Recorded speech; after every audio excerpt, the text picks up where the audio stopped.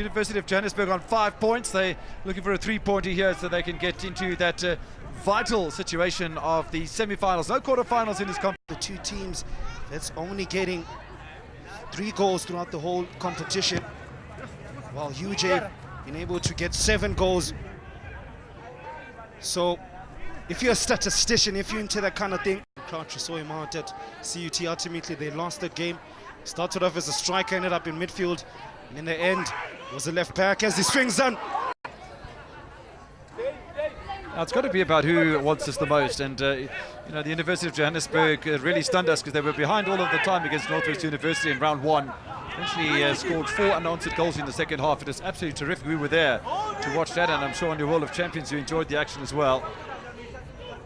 Just Getter there losing out and giving it to Rivo Yaga, skipper for as well. I wonder when Coach Mandlaswane looks back at this campaign what he would think, because I think his defense has also let him down, conceding just over a goal a game. Conceded 7, scored 7, clearly can score. Joint top goal scorers of Varsity Football 2016 along with TUT, high-flying TUT. When you look at Wits, have also conceded 7 goals but have scored way more less than the opponents here today. There's the University of Johannesburg's Ruvo Yaga, the skipper, looks to go forward there, but perhaps this is a testament of what has really killed UJ in getting the momentum to get in amongst the chasing pack. Well, I say that they are only 5th. There's an opportunity there in the box, and referee who have played the better style of football, all of a sudden they are seeing the University of Johannesburg defending a slightly higher line than we've seen earlier in the match. Nsabeleng plucks the one out of the sky. That's 3 for company, lays it off and looks for a quick one too. Nsabeleng throws the head in there. The UJ crowd begging for plant there. But then no12 says, let's play on, guys. Yeah, look, that was a one-on-one challenge, and I think the referee could have seen it 2 ways, because Nsabeleng's quite a small bloke, and he was ducking his head into the challenge as the challenge was coming to make the clearance. And I think the referees have taken the middle route as far as that is concerned. Lindiwe Twala. Well, an early tester there for Wits defense. Nice. Patient build up from the clever boys, perhaps looking for a clever angle of attack. Now, I'm quite impressed with the approach from both of these two sides. Obviously, the 2 points or 3 points that are required are really being sought after today, and it wouldn't surprise me if we had a couple of goals today. Coming into the match, thought we'd have a double. To the far side, Ujo build again, patient build up. Yeah, I tell you what, you know, Wits University, you heard from the coach a bit earlier on, Karabo Mokhudi, when he was having a chat to Toto Moyeng down on the side of the touchline. He was saying that the scoreline in the previous match, the loss against UFH, was flattering to the home side, and you can quite believe that, having a look to see how Wits are playing today.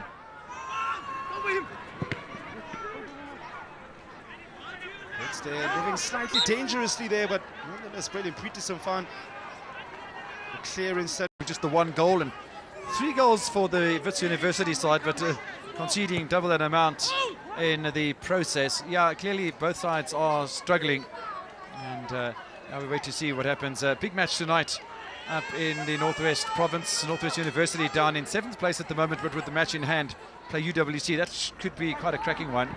Grant Bissett up there. Hopefully he doesn't get all the goals, Mr. Evans. Well, Shane, we've been denying him because we've had ripping goals all the way through the competition. The poor lad has been bemoaning his fate the other day at a pre-season soccer meeting, saying, hey guys, give me a break already. So maybe he gets a break tonight. Oh, cry me a river, Mr. Bissett. Anyway, back to the live game. You know the philosophy of the professional side. Bidvest Wits coach builds your team around a strong defence. Maybe there's been a couple of lessons learned by Karabo Mokhudi in the university side at Wits University. Having a look at his mentor, maybe. No, speak of defence, attack is what gets fans excited, and nearly in that attack. It's really profited from that one. Lyndon Crouch again. Seems like anything good to come from Wits is going to come from the 20-year-old Capetonian as Rukato took a note there. Yeah, strong challenge it was as well from Katlego and Tsabileng. Well, Tsabileng just throwing himself into the front there of Rukato. Absolutely just letting themselves down in some games. Perhaps an indication of these young men are still learning the game. Very interested to see the result from the TUT-CUT match. Their top of the table clash that happens in the western side of Pretoria this evening. It should be an interesting one, top of the table. Any side that... Not doing for turn with time. Yeah, two options, both of them quite smallish in physique. Yaga, the skipper, really trying to inspire his team. 22-year-old from Benoni. He's been everywhere, Kevin. Found himself centrally now, found himself on the right-hand side. Hey, why not throw him as a striker? They need the goals. An opportunity to Wilbur Yaga again. And trying to flick it on. Rukato is doing a great job. He's rather easily there in favour of Wits University. And options, perhaps, of both coaches are available on the bench. Difference maker. Getting it. Having 3 or 4 for company there. They protest for a handball, but not given by referee into a twala. Kakan Tsabileng looks a decent player, does the number 7. Very right-footed, I must say. Opts to often turn onto his more favorite right foot. As Hate Slava. They cleverly worked it. This time around they go the traditional route, but it's easily defended. Tsepatolo looking back for Matthew Edwards.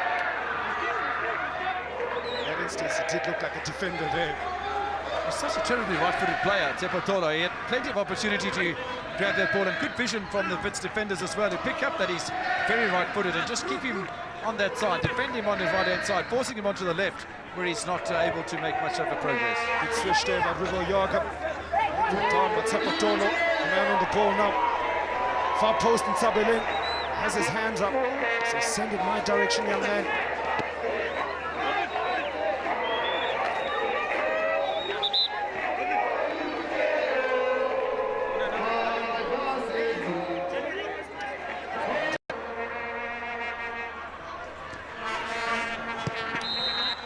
And then two Wits players collide with each other. So I was about to say, Graham Dorr in the thick of it again. Don't know how many of these knocks he can take, the big man, Coach Karabo Mukhodi. Oh, not yet anyway. Has UJ now with numbers. But Wits, better defensive organization in the second half from Wits. Sheer amount of numbers that they have at the back. Oh, lovely turn there. It's Tolo. He's come alive in the second half as Tsepatolo. I thought he did rather well cutting down that right-hand side and then just taking on the defender and getting into the penalty area. Nearly a mistake there from Yuval Reva. There was Koketso Sefako on the man on a yellow card, showing his offensive capabilities. Now pushing forward, Rukato giving it to Sefako. Sort of stumbles on his own feet there. Unlucky he did. Disappointing cross there from the 22-year-old. The log as it stands, it's heating up. It did say Mondays will never be the same. Tshwane University of Technology leading the log on 13 points still. CUT slightly behind them. UJ as it stands third on 8 points. And the UWC completing quadrant of 4. The defending champions have found the going difficult, but as it stands, in and amongst it, they have an opportunity to defend. Lies for the men in orange. Corner comes in, flicked on. Straight shot for University of Johannesburg. I'm sure Water. Now Rukato. Crouch had a nice little turn to take it from the first man, but speed of the ball just taking it a bit too far for him. Yeah, Rukato followed through on the defender from the University of Johannesburg, which I thought was a little naughty, but Sisi Mogang stayed on his 10 minutes, just under 10 minutes or so remaining.